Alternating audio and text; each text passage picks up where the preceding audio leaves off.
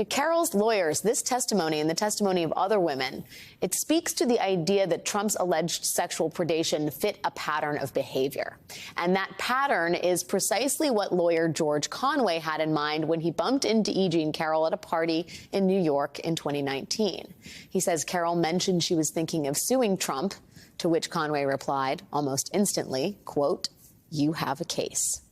Joining us now is that lawyer and columnist, George Conway. George, it's great to have you on the show. Thanks for having me. You were there when this idea sort of crystallized in E. Jean Carroll's head that she could go to court with this.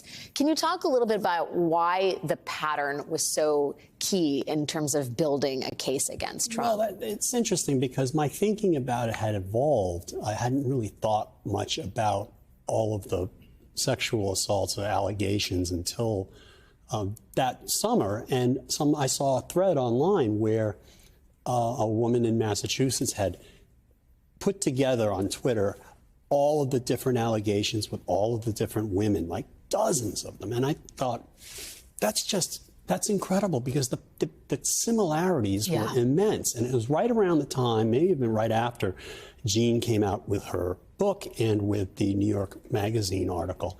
And it got me thinking, this is a pretty strong case, and I wrote an article. I originally wanted to make it a Twitter thread, but then somebody said, "Oh, I'm making an article."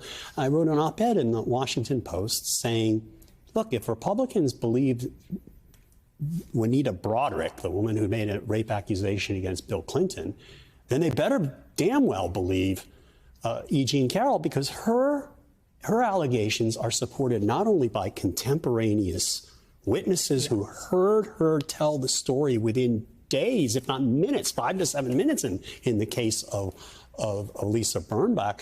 And then you've got all the other cases, just the enormous number of cases. And one thing we've learned, I've learned from reading all of the Me Too journalism by Ronan Farrow at The New Yorker and Jodi Kantor and her colleague at The New York Times, it's like the thing that, the sexual assault is very, very difficult when it's like just two people in a room and there's nobody else.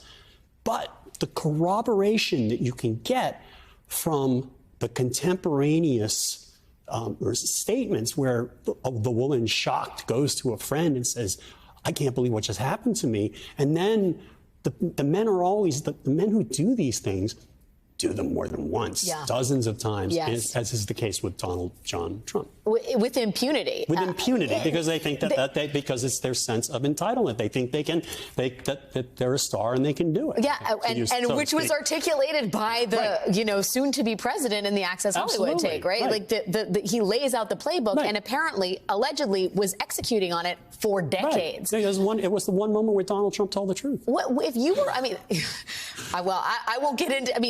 The defense that his team is mounting, which is this kind of relentless barrage of questions meant to get at the fine details of the story in an effort to undermine its veracity in the case of E. Jean Carroll, or say it was politically motivated on the part of Lisa Birnbach. What do you make of that, given what it sounds like the strength of the argument from the prosecution? Well, there is a legitimate way and a very delicate way that lawyers can cross-examine victims or alleged victims of sexual assault, and they have an obligation to do it as a matter of their professional responsibility. But you have to do it very carefully and keep to the facts. I remember watching once, Court TV used to do instructional videos. Roy Black, the famous Miami criminal defense lawyer, did this really astonishingly good cross-examination of the complainant in the William Kennedy Smith case. And he showed how you do it. You do it respectfully, you do it kindly, and you just go through, okay, this happened, and you stack the things that sort of weigh against the complainant's story. And Tacopina did some of that, from what I can tell from reading the live tweeting and some of the transcript.